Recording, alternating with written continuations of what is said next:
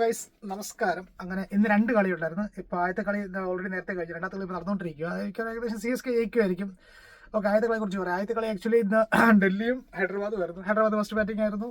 എന്നും 250 300 അടിക്കുന്ന ആ ഹൈദരാബാദ് ഇന്ന് വെറും തുച്ഛമായ സ്കോർ അടിച്ചത്. വെറും 163 റൺ അടിച്ചുള്ളൂ ഹൈദരാബാദ് ഓൾ ഔട്ടായിരുന്നു. 10 വിക്കറ്റും പോയി. സ്റ്റാർക്കല്ല സൂപ്പറായിട്ട് എറിഞ്ഞു. സ്റ്റാർക്കിന്റെ ഒരു എടുത്ത് പറഞ്ഞേ പറ്റും. സ്റ്റാർക്കല്ല സൂപ്പറായിട്ട് എറിഞ്ഞു നല്ല രീതിയിൽ എറിഞ്ഞു. 5 വിക്കറ്റ് ഇട്ട്.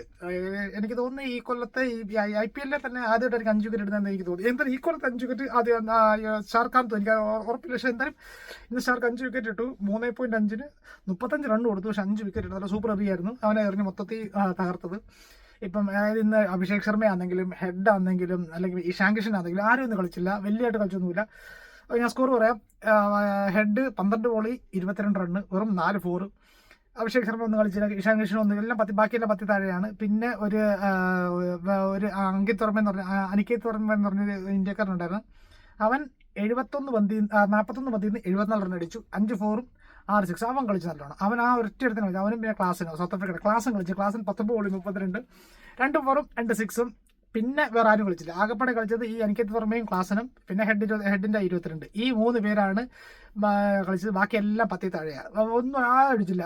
ഇപ്പം സ്റ്റാർക്ക് 5 വിക്കറ്റ് ഇട്ട് 3.5 ഓവർ എറിഞ്ഞ് 35 റൺ വിട്ടുകൊടുത്ത്.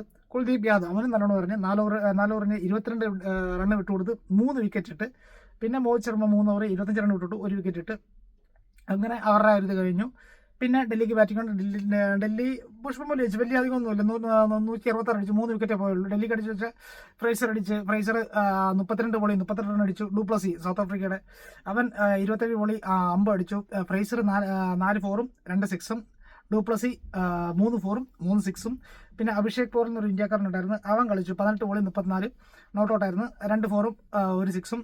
പിന്നെ KL രാഹുൽ 5 ബോളിൽ 15, 2 4-ഉം 1 6-ഉം. പിന്നെ KL രാഹുലിന് ശേഷം ട്രിസ്റ്റൻ സ്റ്റെബ് വന്നു. ട്രിസ്റ്റൻ സ്റ്റെബ് 14 ബോളിൽ 21 റണ്ണ്, 3 4. അങ്ങനെ ആദ്യത്തെ കളിയിൽ ഡൽഹി ജയിച്ചു. 7 വിക്കറ്റിന് ജയിച്ചു. ഡൽഹി മൊത്തത്തിൽ 166 അടിച്ചു. 3 വിക്കറ്റേ പോയുള്ളൂ. അങ്ങനെ ഡൽഹി ജയിച്ചു. ഇനിയിപ്പോൾ രണ്ടാമത്തെ കളി പറഞ്ഞുകൊണ്ടിരിക്കുക. ഞാനിപ്പോൾ കുറച്ച് കഴിയുമ്പോഴത്തേക്കും അടുത്ത വീഡിയോ ഇട്ടില്ല. ഇപ്പം ഈ കളിയെക്കുറിച്ച് പറയുകയാണെങ്കിൽ നമ്മൾ ആദ്യമേ ഹൈദരാബാദിനെ കുറിച്ച് ഇഷ്ടം പോലെ പ്രതീക്ഷിച്ച് പോകുമായിരുന്നു. 200-250 ഇഷ്ടം പ്രതീക്ഷിച്ചു. പക്ഷേ അൺഫോർച്യുനേറ്റ്ലി ഇന്നൊന്നും കളിക്കാൻ പറ്റില്ല. ആ സ്റ്റാർക്കാണ് മൊത്തത്തിൽ. സ്റ്റാർക്ക് 5 വിക്കറ്റ് നല്ല സൂപ്പർ എറിയാൻ. ആ സ്റ്റാർക്കും കുൽദീപ് യാദവും അവന്മാർ 2 പേരുമാണ് മൊത്തത്തിൽ എറിഞ്ഞിട്ടത് ഹൈദരാബാദിനെ. എന്തായാലും ഇന്ന് ഡൽഹി ജയിച്ചു. വേറെ പ്രത്യേകിച്ച് പക്ഷേ മത്സരം. ബൈ.